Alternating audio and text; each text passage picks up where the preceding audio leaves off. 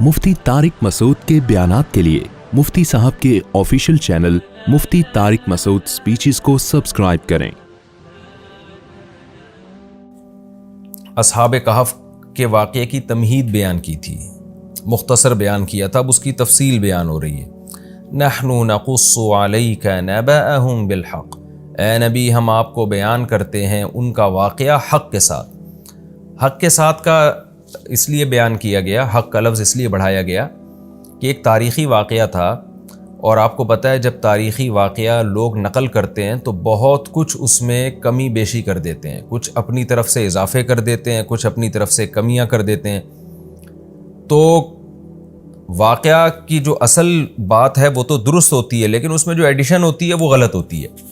तो इसलिए कुरान कह रहा है कि आप लोगों को मत देखें, हम आपको ठीक बयान करते हैं। जितना कुरान बयान करेगा वो 100% मुस्तनद होगा, बाकी जो लोगों में मशहूर है उनमें कुछ सही होंगी, कुछ बातें गलत होंगी।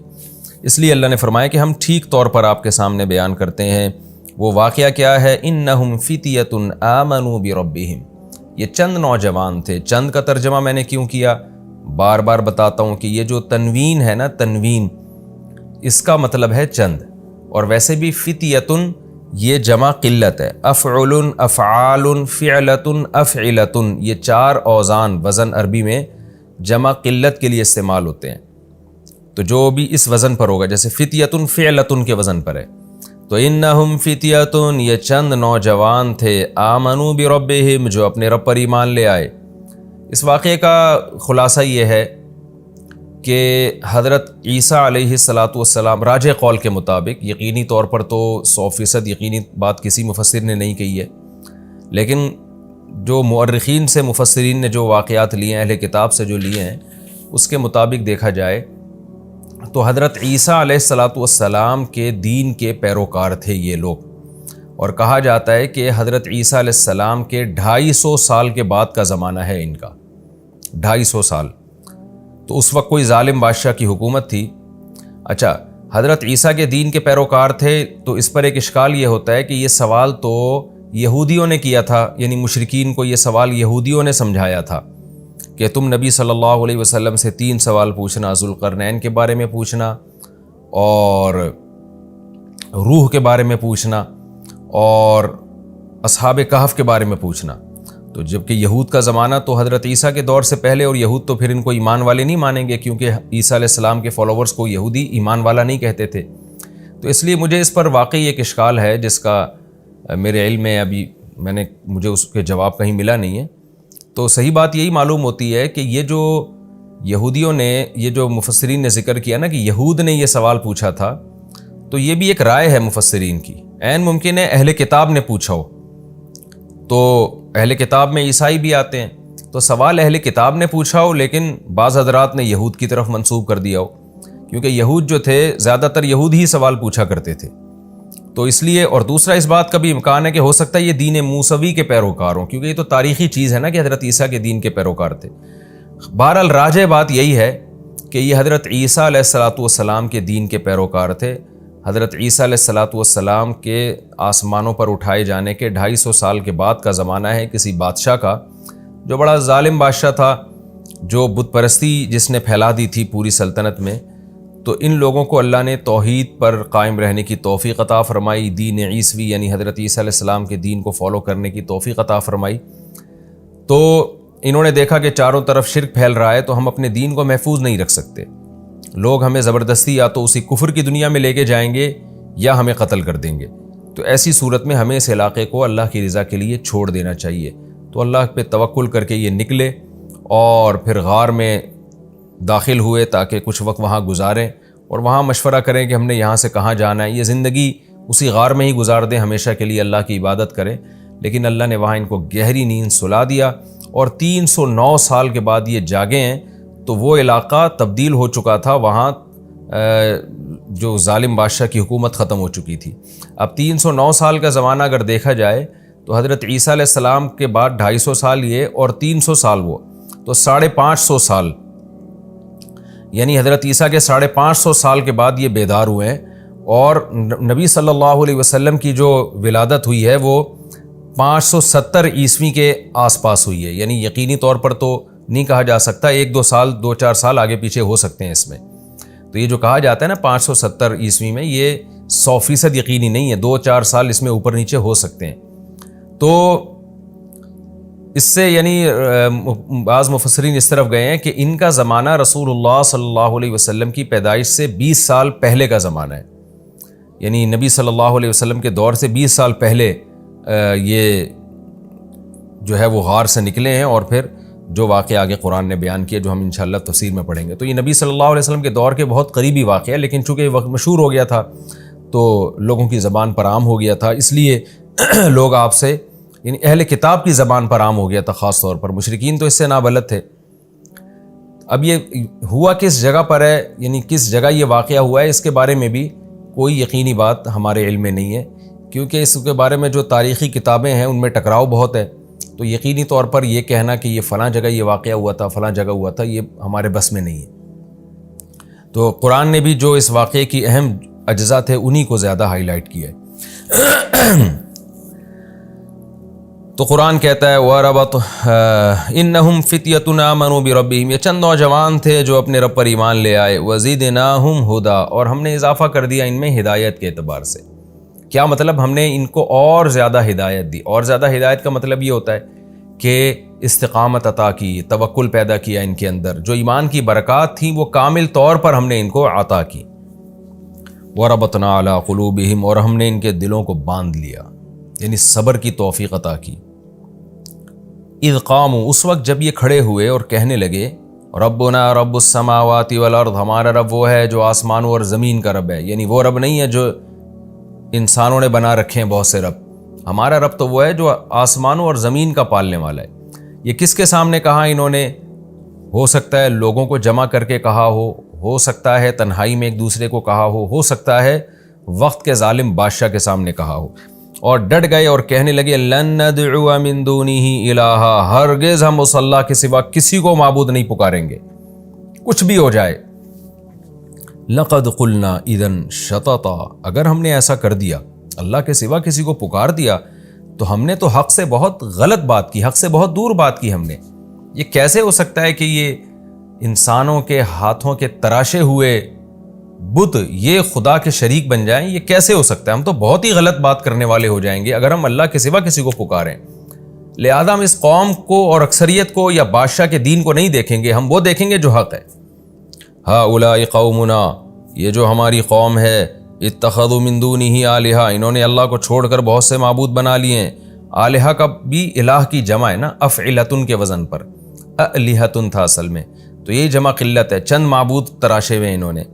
لولا یاتون علیہم بسلطان بین، ہماری اس قوم سے ڈیبیٹ ہو رہی ہے، یہ بار بار اپنے باپ دادوں کے حوالے دے رہے ہیں کہ ہمارے ابا ایسے کرتے تھے، ہمارے دادا ایسے کرتے تھے۔ سوال پیدا ہوتا ہے لولا یاتون علیہم بسلطان بین، یہ بہت بڑی واضح دلیل کیوں نہیں لے کر آتے؟ یہ بہت بڑی دلیل کی بات اس لیے کی کہ کسی کو خدا بنانے کے لیے چھوٹی دلیل بھی کافی نہیں ہے، بالکل واضح سلطان بین جب تک نہیں ہوگی اس وقت تک ہم کسی کو اپنا خدا اور رب تھوڑی تسلیم کر لیں گے۔ اس کی مثال ایسے ہے جیسے آپ جو ہے بچھڑ گئے بچپن میں اپنے باپ سے، اور جب بڑے ہوئے تو آپ کو اپنے باپ کی تلاش ہے، کسی نے کہا کہ یہ آپ کے والد ہیں اور چند علامتیں بھی بتا دی ہیں، تو آپ نہیں مانو گے اتنی جلدی، آپ کہو گے بھائی میں کسی کو اپنا باپ اس وقت مانوں گا جب تک میرے سامنے 2 اور 2 4 کی طرح واضح نہیں ہو جائے گا۔ کنفیوژن میں یہ کام نہیں ہوتا، تو چھوٹی موٹی علامتوں سے یا قرائن سے نہیں، مجھے واضح دلیل چاہیے، پھر میں اس کو اپنا باپ تسلیم کروں گا۔ کیونکہ کسی کو باپ مان لینا، ماں مان لینا، یہ بہت حساس معاملہ ہے، کیونکہ پھر ساری محبتیں اس کو دینی پڑتی ہیں، اس کی خدمت کرنی پڑتی ہے، اس سے دل لگانا پڑتا ہے۔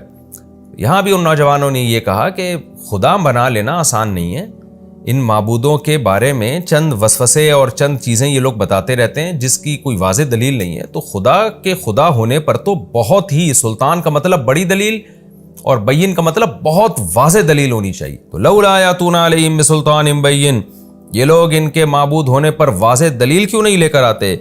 فمن اظلم، اس سے بڑا ظالم کون ہوگا؟ افترا علی اللہ کذبا، جو اللہ پہ جھوٹ باندھ دے۔ یعنی قوم تو اکثریت کا ریفرنس دے رہی ہے نا، کہ تمہارے باپ، تمہارے چچے، تمہارے مامے، تمہارے سارے ریلیٹیو سب خدا کے علاوہ معبودوں کو پوچھتے ہیں، تم ایک اکیلے کہاں سے آ گئے؟ تو یہ قوم کو جواب میں کیا کہہ رہے ہیں کہ اس سے بڑا ظالم کون ہوگا جو اللہ پہ جھوٹ باندھے۔ یعنی تم تو یہ کہتے ہو نا اللہ نے ان کو اختیارات دیے ہوئے ہیں، بارش برسانے کا اختیار اس کے پاس ہے، اولاد دینے کا اختیار اس کے پاس ہے، فلاں کام کا اختیار اس کے پاس، تو اس کا مطلب کہ تم اللہ پہ جھوٹ باندھ رہے ہو، جبکہ اللہ تو کہہ رہا ہے میں نے کسی کو اختیارات نہیں دیے۔ تو اس سے بڑا ظالم کون ہوگا جو اللہ پہ جھوٹ باندھے؟ یعنی جھوٹ کی مختلف انواع ہوتی ہیں، کہ آپ اپنے باپ پہ جھوٹ باندھ دیں، ایک ماں پہ جھوٹ باندھ دیں، بھائی پہ جھوٹ باندھ دیں، دوست پہ جھوٹ باندھ دیں، حکومت پہ جھوٹ باندھ دیں۔ تو ان جھوٹ باندھنے کی نوعیتوں میں سب سے بڑا ظالم وہ ہے، سب سے بڑا جھوٹ یہ ہے کہ آپ خدا کی طرف جھوٹ کی نسبت کریں۔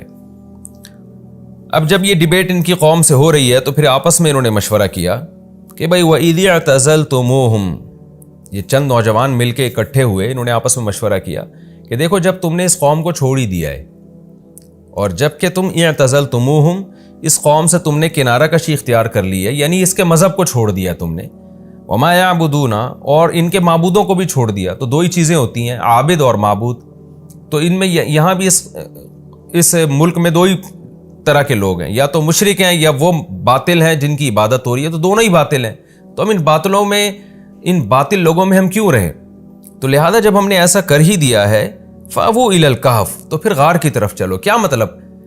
نظریاتی طور پر تم نے جب اس قوم کو اور ان کے خداؤں کو چھوڑ دیا ہے تو عملی طور پہ بھی چھوڑ دو، یعنی جسمانی طور پہ بھی کنارہ کشی اختیار کر لو۔ تو اللہ کے سوا جب سب کچھ چھوڑ دیا ہے تو پھر پریکٹیکلی بھی چھوڑ دو۔ اب چھوڑ کے جائے کہاں؟ تو فَأْوُوا إِلَى الْكَهْفِ، فی الحال یہ کرو کہ غار میں چلے جاؤ، چھپ کے وہاں اللہ کی عبادت کرو، کھانے پینے کا انتظام کر لو، حفاظت کے لیے کتا ساتھ میں لے جاؤ اپنے، تو جو ایک دنیاوی اسباب ہو سکتے ہیں وہ اختیار کرو، وہاں جا کے ہم غور کریں گے۔ فی الحال یہاں سے نکلو، کیونکہ یہ تو ہمیں نہ نماز پڑھنے دے رہے ہیں، نہ روزہ رکھنے دے رہے ہیں، نہ توحید پر قائم رہنے دے رہے ہیں۔ فی الحال یہاں سے نکلو۔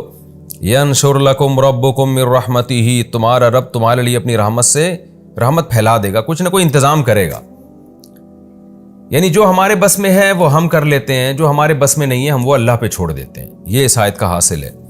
ینشر لکم ربکم من رحمتہ وَيُهَيِّئْ لَكُم مِّنْ أَمْرِكُم مِّرْفَقًا، اور تمہارے معاملے میں تمہارا رب، یعنی سب ایک دوسرے کو سمجھا رہے ہیں کہ تمہارے معاملے میں تمہارا رب کوئی آسانی کی صورت پیدا کر دے گا۔ اللہ سے بھی کچھ امیدیں لگاؤ، سب کچھ ہم نے نہیں کرنا، جو ہمارے بس میں ہے وہ ہم کریں گے، باقی اللہ پہ چھوڑتے ہیں، اللہ سے ہمیں اچھی امید ہے، اللہ ہمارے لیے کوئی انتظام کر دے گا۔ ان بیچاروں کو کیا پتا تھا کہ اللہ ایسا انتظام کرے گا آپ کے لیے۔ قرآن کہتا ہے، اب یہ اس کو کہتے ہیں اندماج۔ اندماج کا مطلب بہت سارے واقعہ کے بہت سارے پہلو قرآن حذف کر دیتا ہے۔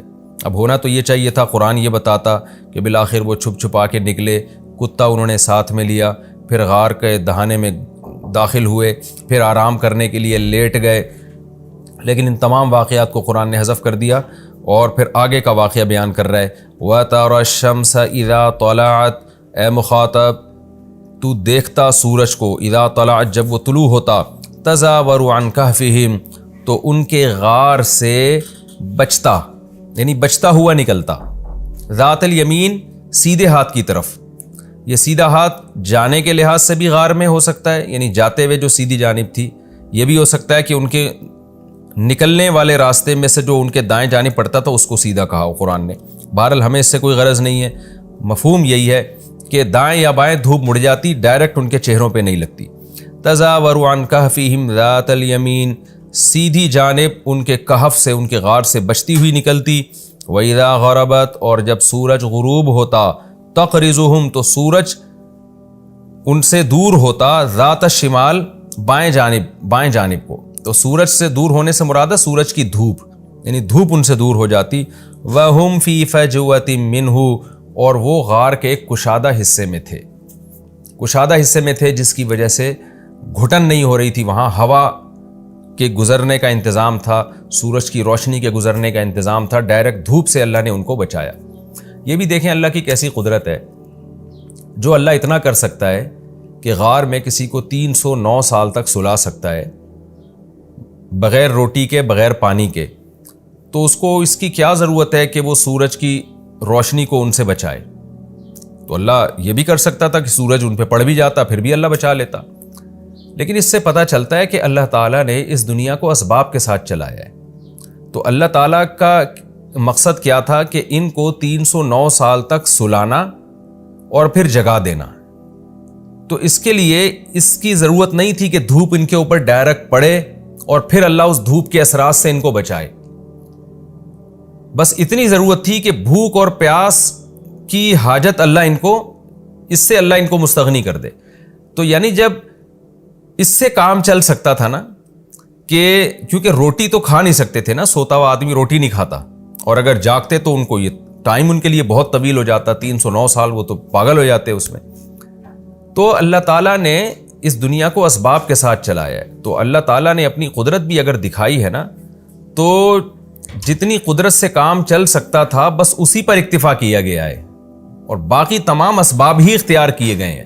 تو یہ اللہ تعالیٰ کی عادت ہے کہ اللہ نے اس دنیا کو اسباب کے ساتھ جوڑا ہے. تو ان کو زندہ رکھنے کے لیے یہ ضروری تھا کہ سورج ان پہ ڈائریکٹ نہ پڑتا، تو اللہ تعالیٰ نے یہی انتظام کیا کہ سورج کو پڑنے نہیں دیا ان کے اوپر. اور اسی طرح ان کے جو ان کا غار پہ جو کتا بیٹھا ہوا تھا اس کو بھی اللہ نے ایک روب دیا تاکہ لوگ بھی اندر نہ آئیں، ورنہ اللہ چاہتا تو لوگ اندر آ جاتے اور ان کا کچھ نہ بگاڑ سکتے، مر جاتے، کچھ بھی ہو سکتا تھا. تو یہ ساری باتیں اس کی علامت ہیں کہ اللہ اس دنیا کو اسباب ہی کے ساتھ چلاتا ہے. ذالک من آیات اللہ، اللہ فرماتے ہیں یہ اللہ کی آیات میں سے ہے. من یہد اللہ فہو المہتد، لیکن اے نبی جس کو اللہ ہدایت دے گا وہی ہدایت پائے گا. یعنی اللہ کی ایسی قدرت کی نشانیاں دیکھنے کے بعد بھی ہر ایک کو پھر بھی ہدایت نہیں ملتی، اسی کو ملے گی جس کو اللہ چاہے گا. ومن یضلل، اور جس کو اللہ گمراہ کر دے، فلن تجد له ولیا مرشدا، تو آپ ہرگز اس کے لیے کوئی دوست اور ہدایت دینے والا نہیں پائیں گے. یہ تسلی بھی دی جا رہی ہے کہ بہت سے لوگ پھر بھی بے ایمان ہو کے ہی مریں گے اتنی قدرت اور اتنا کچھ دیکھنے کے باوجود. تو جس کے دل میں انابت ہوگی اس کو اللہ ہدایت دے گا، جو نہیں چاہے گا اللہ کی عادت ہے اس کو ہدایت نہیں دیتا اللہ تعالیٰ.